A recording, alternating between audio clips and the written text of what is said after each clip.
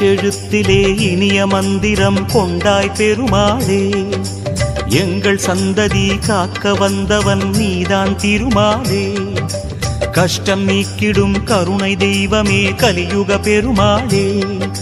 காலம் காலமாய் காவல் தந்திடும் கோகுல